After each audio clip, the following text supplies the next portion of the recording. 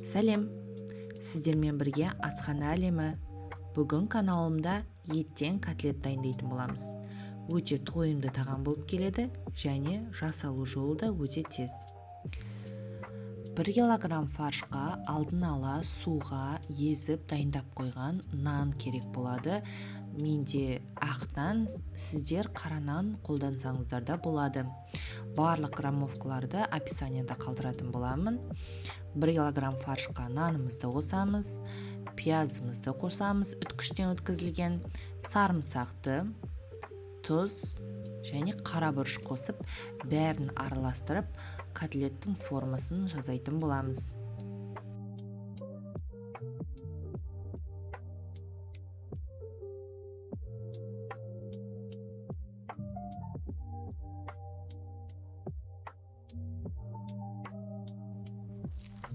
Котлетімізді дайындап болған соң, оны шемішке майға қуырып аламыз.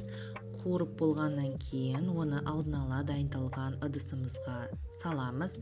Міндетті түрде пергаментный бумага болу керек, жабыспау үшін. Және де үстіне міндетті түрде су құямыз. Суды құймаса, котлетіміз өте құрғақ тастай болып шығады. Суды сәл ғана құямыз, көп мөлшерде құйып қажет емес.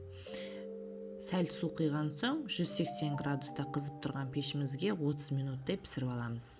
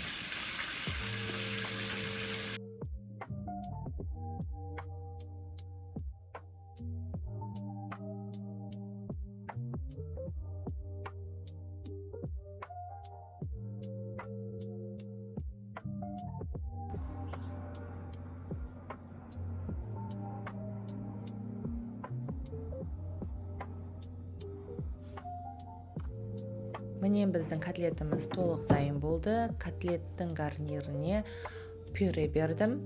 Котлетіміз өте шырынды, жұп-жұмсақ болып пісті. Сіздер де осы рецепт бойынша дайындаңыздар.